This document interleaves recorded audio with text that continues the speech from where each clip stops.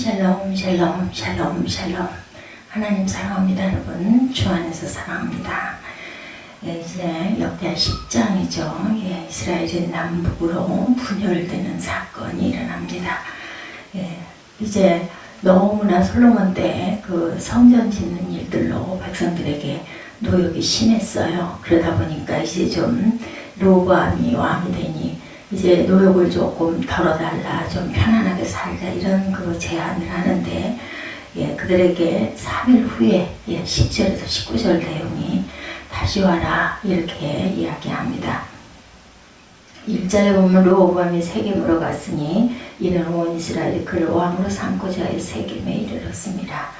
느바세 아들 여로보암이 전에 솔로몬 왕의 낯을 피하여 애굽으로 도망하여 있었던 이 일을 듣고 여로보암이 애굽에서부터 돌아오매 우리가 사람을 보내어 그를 불렀더라. 여로보암과 온 이스라엘이 와서 로보암에게 말하죠. 왕의 아버지께서 우리의 멍에를 무겁게 하였으나, 왕은 이제 왕의 아버지께서 우리에게 시킨 고역과 그 매운 무거운 멍에를 가볍게 하소서 그리하시면 우리가 왕을 섬기겠나이다. 이랬을 때 로보암이 대답하되 3일 후에 다시 내게로 오라 하매 백성이 갑니다. 5절이죠.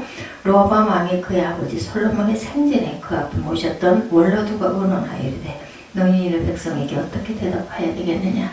이제 회의를 합니다. 그들이 대답하여 이르되 왕이 만일 이 백성을 후대하여 기쁘게 하고 선한 말을 하시면 그들이 영원히 왕의 종이 되리이다 하나 왕은 원로들이 가르치는 것을 버리고 그 앞에 모시고 있는 자기와 함께 자라난 젊은 신하들과 의논했다. 자기 동료 가까웠던 친한 친구들이죠. 너희는 이 백성에게 어떻게 대답하도록 공고하겠느냐. 백성이 내게 말하기를 왕의 아버지께서 우리에게 매운 멍에를 가볍게 하였느니라. 다시 같은 이야기를 합니다. 10절에 함께 자라난 젊은 신하들이 왕께 말하 이르되 이 백성들이 왕께 이르기를 왕의 아버지께서 우리의 멍에를 무겁게 하였으나 왕은 우리를 위하여 가볍게 하여라 하였은즉 왕은 대답하시기를 내 새끼손가락이 내 아버지의 허리보다 굵으니 내 아버지가 너에게 무거운 멍에를 매게 하였으나 이제 나는 너의 멍에를 더욱 무겁게 할지라. 내 아버지는 가죽 채찍으로 너희를 치셨으나 나는 정갈 채찍으로 하리라 하소서 하더라. 이렇게 좋지 않은 그 답을 합니다. 더 무겁게 하고 채찍이 아니라 정갈 채찍으로 더 무섭게 다스려야 한다. 이렇게 자기 주변에 있는 젊은 같이 자라는 친구들에게 물어보니 이렇게 대답하죠. 그래서 3일 만에 12절에 여로보암과 모든 백성이 로보암에게 나왔으니 이는 왕이 명령하 이르기를 3일 만에 내게로 다시 오라 하였습니다. 5절에 그 이야기죠. 그래서 13절에 왕의 포악한 말로 대답할세 로보암이 원로들이 가르침을 버리고 젊은 신하들의 가르침을 따라 그들에게 말하 이르되 내 아버지는 너희 멍에를 무겁게 하였으나 나는 더 무겁게 할지라. 내 아버지는 가죽 채찍으로 너희를 치셨으나 나는 정갈 채찍으로 치리라 하니라. 왕이 이같이 백성의 말을 듣지 아니하였으니 이 일은 하나님께로 말미암아 난 것이라.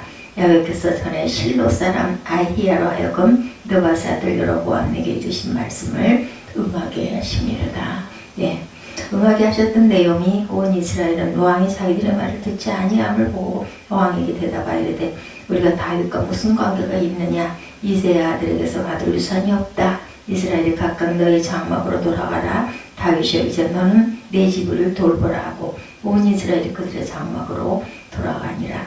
그러나 유다 성읍에 사는 이스라엘 자손들에게는 로보암이 그들의 왕이 되었더라. 유다 성읍에 사는 백성들만 남유다가 되고 나머지 10지파는 이제 북이스라엘로 나뉘는 사건이 일어나죠. 로보암 왕이 역군을 감독 하도람을 보냈더니 이스라엘 자손이 저를 돌로 쳐 죽인지라. 로보암 왕이 급히 수에 올라 예루살렘으로 도망하였더라. 이에 이스라엘이 다윗의 집을 배반하여 오늘까지 이르니라.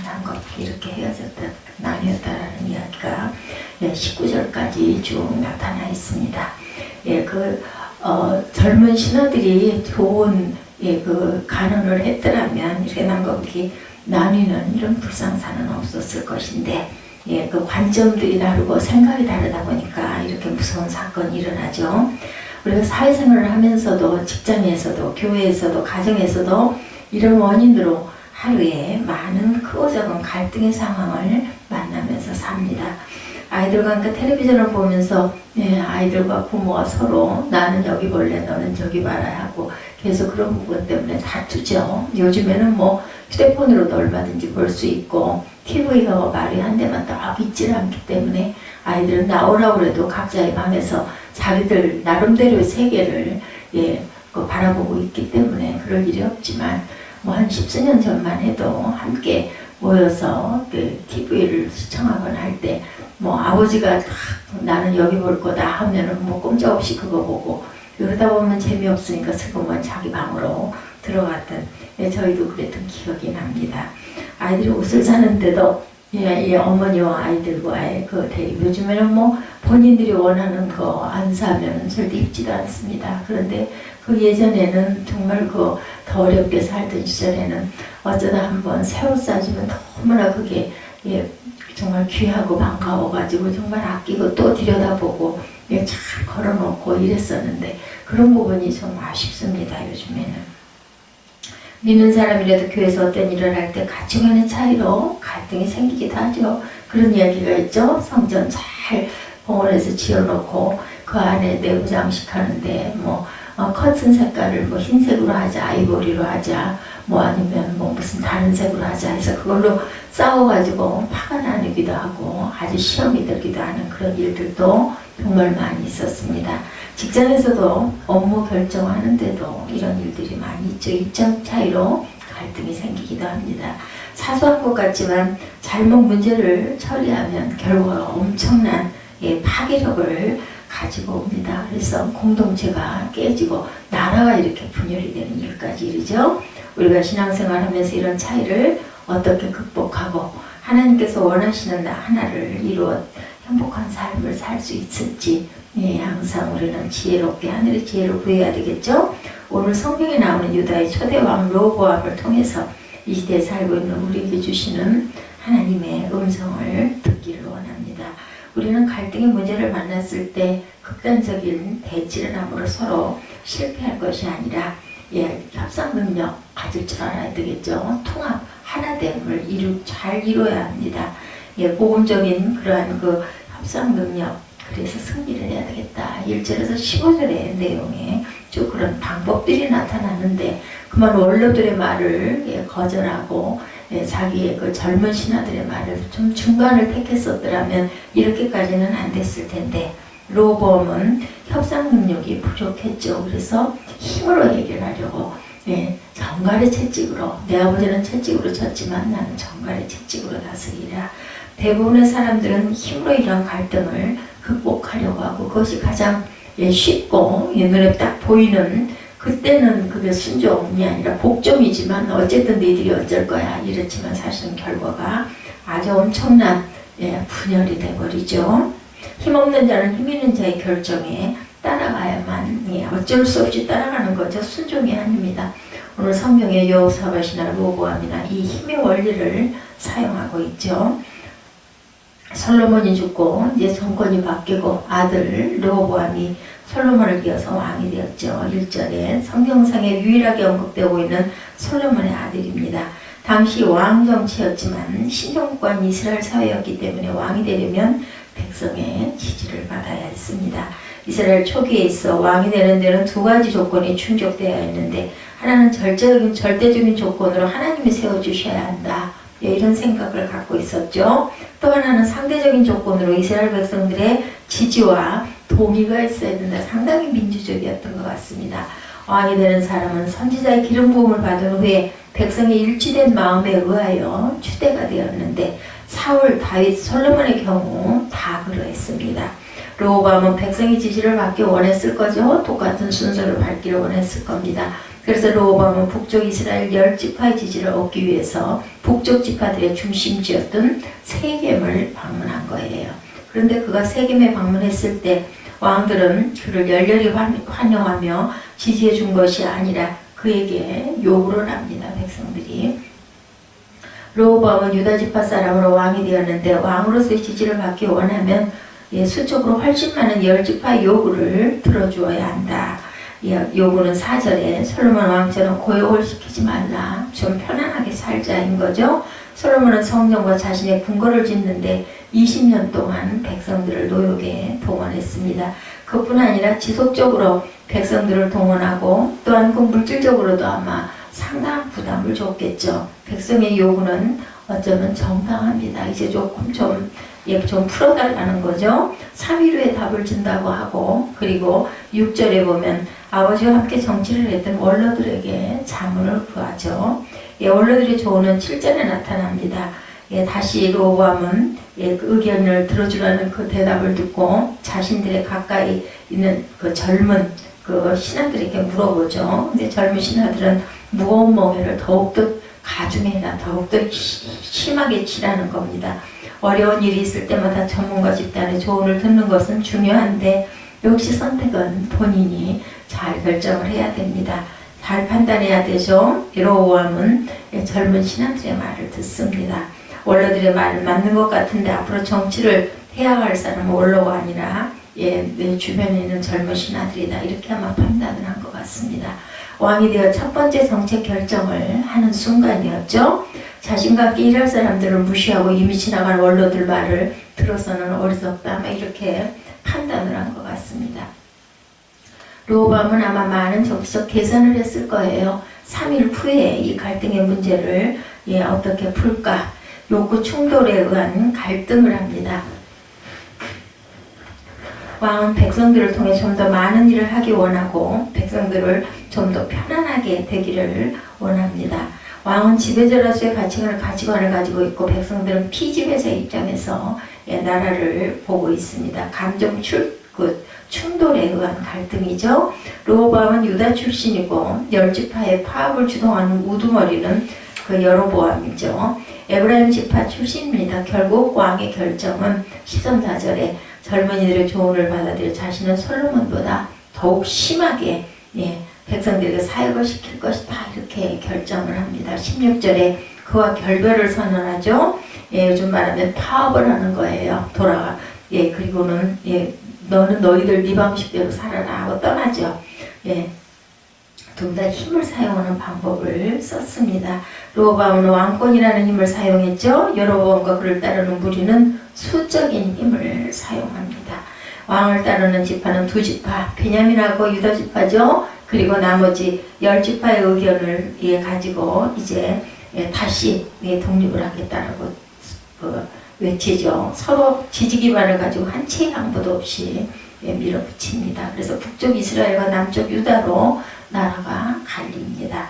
서로 도움이 되지 않죠. 승자도 패자도 공동체도 하나님도 손해를 보는 방법 모두 다 누구 하나도 유익한 게 없습니다. 갈등의 문제를 만났을 때 극단적 대치를 함으로 실패하는 것이 아니라 협상 능력으로 서로 보완점을 찾아야 합니다. 모두 이기는 방법이죠.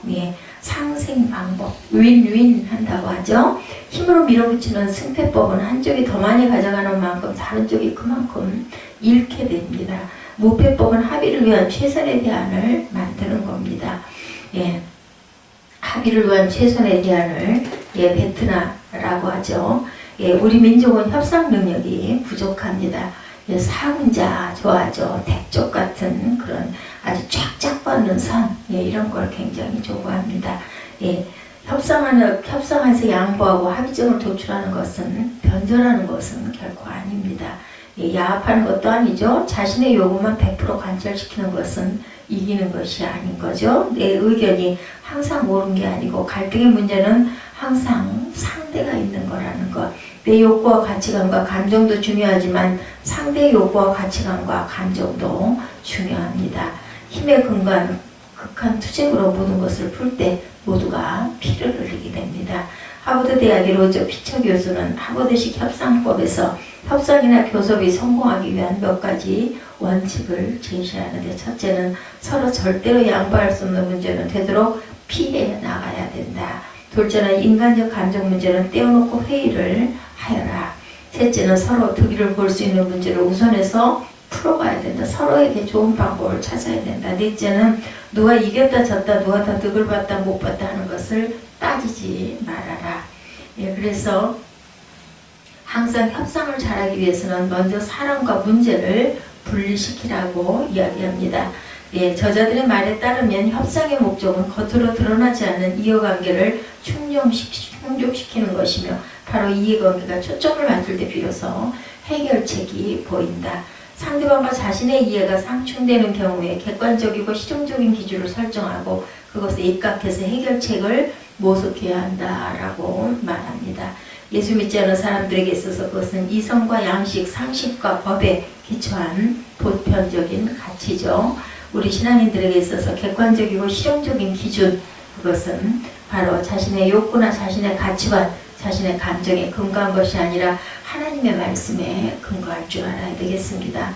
신앙인의 목표치는 항상 하나님의 뜻이죠. 하나님의 뜻을 성취하는 데 협상의 목표를 잡아야 합니다. 내가 원하는 것보다 상대가 원하는 것보다 하나님이 원하는 것이 무엇인가에 초점을 맞춰질 때 모든 충돌의 해결의 실마리가 풀린다는 것을 잊지 말아야 되겠죠. 르호보암과 여로보암은 하나님의 뜻을 찾지 않고 그래서 실패해서 나라가 분열되어서 비극의 역사를 만들어내고 맙니다. 비록 내가 손해보아도 내 자존심이 짓밟혀도 나의 가치관에 맞지 않아도 그것이 하나님의 뜻이라고 확신이 들면 그 뜻에 우리가 머리를 숙일 줄 알아야 되겠습니다. 예수를 믿는다고 하지만 막상 실제 상황에서는 믿음과 전혀 상관없는 결정을 내릴 때가 너무나 많죠. 그렇습니다. 가는 곳마다 문제는 어디에나 있습니다. 그래서 항상 우리는 성공적인 삶, 행복한 공동체, 하나님의 뜻을 이루는 인생을 살려면 갈등이 생길 때 하나님께 뜻을 묻고 그 뜻을 받아들여서 실행하고 우리가 나아갈 줄 결단할 줄 알아야 되겠죠. 두 번째, 우리는 힘을 절대로 오용해서는 안 되겠습니다. 르호보암과 여로보암은 자신에게 주어진 힘을 오용했고 남용했습니다. 르호보암은 힘을 섬김의 도구로 사용하는 것이 아니라 지배를 위해서 사용합니다. 힘을 남용하고 오용했죠. 르호보암이 왕이 된 것이 하나님의 큰 은혜였다는 것을 본인이 알았어야 하는데 솔로몬에게는 수많은 여인들이 있었죠. 그 일에서 굉장히 많은 아이들이 아마 태어났을 거예요. 성경에는 르호보암만 나오죠. 근데 르호보암의 어머니는 역대하 12장 13절에 보면 나아미, 암몬 여인입니다. 이방인이죠. 그런데 르호보암이 왕이 됐어요. 축복입니다. 그 힘을 정당하게 사용했어야 되는데 그 힘을 13, 4절에 포악하다는 말을 행포하고 사납다라는 뜻으로 우리가 아는데 징치한다는 말은 징계하여서 다스린다, 악정을 하겠다는 거예요. 솔로몬이 자신의 호화 생활을 위해서 백성들을 억압한 것보다 더 심하게 하겠다, 부친보다 더 가혹한 억압 정치를 하겠다는 겁니다. 국가 지도자가 정책 수립을 할 때 국민의 입장에서 정책을 수립해야 하는데 백성의 요청을 거부하고 강압 정책을 실시한 결과 결국은 나라가 분열이 됩니다. 그 힘을 여로보암 또한 무리들도 수의 힘을 남용합니다. 우리는 열집하다 이렇게 들고 나서죠. 자신의 이익에 맞지 않아 부인한다고 왕이 아닌 것은 아닌 겁니다. 군사 독재 시대에는 개혁적인 세력이 지금에 이르러서는 보수적인 세력이 정권을 근본적으로 부정하고 나아가기도 하죠. 다윗 자손의 치유를 받지 않고 새 왕조를 이루겠다는 반란을 여로보암은 선포합니다. 열 지파가 지지하고 있죠. 하나님께서는 다윗에게 맺은 언약을 파기하겠다는 겁니다. 하나님께서 다윗에게 맺은 언약. 눈에 뵈는 것이 없어요. 이스라엘의 진정한 통치자는 하나님이시다는 것을 잃어버렸어요. 양심도 도덕도 법도 무시합니다. 우리는 수적으로 이렇게 우세하다 이거죠. 그래서 르호보암의 조치는 18절에 역군의 감독 하도람을 보내죠. 이제 이성도 신앙도 잃어버린 성난 이스라엘 백성들은 그를 죽여버립니다. 우리는 주어진 힘이 어떤 힘일지라도 절대 오용하고 남용할 게 아니라 섬김을 위해서 사용해야 되겠다. 갈등이 생겨서 문제를 풀려고 할 때 우리는 정당한 방법으로 협상을 해야 됩니다. 켄 플랜차드 필 하리스가 지은 섬기는 리더 예수라는 책에 보면 예수를 리더십의 모델이 되시는데 이게 권위주의 리더십이 아니라 당연히 섬기는 리더십이죠. 예수님을 만나 신앙에 대한 시각이 바뀌자 리더십을 보는 관점도 달라졌다라고 이렇게 얘기합니다. 나는 예수 안에서 위대한 영적 지도자의 모습을 보는 것뿐만 아니라 모든 조직, 모든 민족, 모든 상황에 유용하고 효과적인 리더십 모델을 발견할 수 있었다. 이렇게 고백합니다. 예수님은 첫 제자들에게 들려준 가르침에서 리더십의 가장 중요한 덕목은 섬기는 행위다. 이렇게 분명하게 말씀하시죠. 그 외에 어떤 대안도 제시하지 않습니다. 시간과 장소와 상황에 따라 예외를 인용할 수 있는 어떤 단서도 남겨놓지를 않죠. 섬김은 선택사항이 아니라 명령입니다. 예수님은 섬기는 자로 목적, 사명, 더 좋은 미래상 가치를 가지고 섬김으로 하나님의 나라를 이루어 가셨죠. 제자들의 발을 씻어주시면서 섬김의 비전을 가지라고 합니다. 우리의 머리, 우리의 마음, 우리의 손, 우리의 발도, 우리의 건강, 우리의 직분도 섬김을 위해서 지어주셨다는 것을 절대로 잊어서는 안 되겠죠. 사도로, 선지자로, 복음 전하는 자로, 목사와 교사로 주셨어도 성도를 온전케 하며 봉사의 일을 하게 하며 그리스도의 몸을 세우려 하심이라. 여기서도 4장 말씀입니다. 서번트 리더십을 저자 제임스 C. 헌터는 서로 부딪히는 문제를 관리로 푸는 데는 한계가 있고 그 효과 역시 일시적인 통제일 뿐이 근본적인 해소가 아니다 이렇게 말하죠. 서번트 리더십은 갈등의 근본적인 해소책이죠. 군림하거나 관리하는 대신 봉사하고 헌신하면 갈등은 근본적으로 해소가 된다라는 거죠. 그래서 절대로 예수님을 쫓는 이유는 지배가 아니라 섬김이라는 것을 잊지 말아야 되겠습니다. 우리는 힘을 기르되 지배하기 위해서가 아니라 섬기기 위해서 힘을 길러야 되겠죠. 섬기는 삶이 진정 행복한 삶이고 복된 삶이라는 것을 잊지 마십시다. 또한 우리는 중심을 잃지 말아야 되겠다. 끝까지 붙들어야 할 것을 놓아서는 안 되죠. 우리가 믿는 하나님만은 협상의 대상으로 놓고 절대로 양보해서는 안 됩니다. 협상하고 타협한다고 정말로 중요한 것을 양보하고 포기해서는 안 되겠다. 로보암이나 여로보암은 중심을 잃어버렸어요. 느바세 아들 여로보암은 솔로몬 제위시 밀로의 망대 건축 작업에서 탁월함을 인정받았던 사람이죠. 그래서 솔로몬이 에브라임 지파의 강제 노역의 책임자로 그를 세웠습니다. 그런데 그때 선지자 아히야가 길에서 그를 만납니다. 자기가 입은 새 옷을 12조각으로 찢어요. 그리고 여로보암이 10조각을 취하라고 하죠. 이 나라를 솔로몬의 손에서 찢어 빼앗아 10지파를 르호보암에게 주겠다는 것이었습니다. 그것은 솔로몬이 이방신을 섬겼기 때문에 하나님께서 징계한 것이라는 거죠. 그런데 이 사실을 솔로몬이 알게 됩니다. 이 사실을 아는 솔로몬이 여로보암을 죽여하자 애굽으로 도망을 가죠. 2절 말씀에 보면 그가 솔로몬이 죽었다는 소식을 듣고 이스라엘로 돌아왔다. 2절에 이렇게 증거하죠. 그리고 반역을 꾀합니다. 아무리 그런 말을 들었다 해도 분단만은 막기 위해서 하나님 앞에 몸부림쳐야 했었는데 야망이죠. 그런 협상을 단지 자신의 목적을 위한 수단으로 사용했을 뿐입니다. 싸우는 척하면서 백성들의 지지와 인기를 얻어서 결국 협상을 자신의 지배력을 확보해야 하는 수단으로 삼았죠.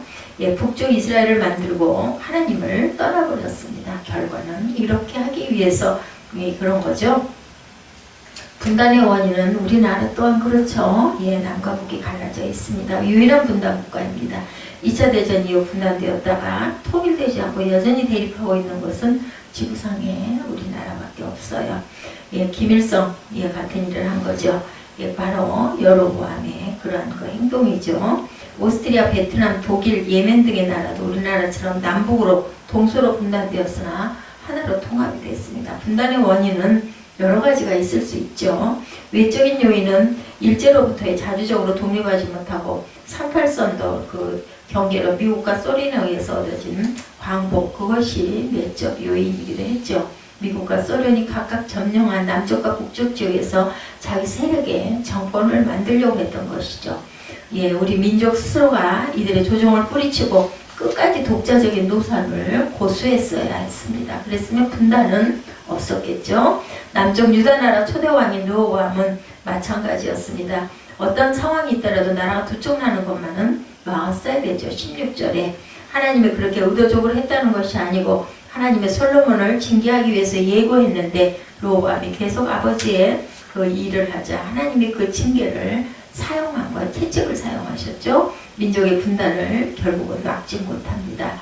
그는 41세에 왕이 되죠. 아버지가 40년 동안 통치했으니까 통치 기간 전부를 본 사람이 바로 르호보암입니다. 어린 나이 때부터. 근데 결국 어머니가 밀곰을 섬기는 암몬 여인이었기 때문에 어머니가 섬기는 우상을 결국은 섬기게 됩니다. 12장 1절에 보면 나라가 강성해지자 율법을 버립니다.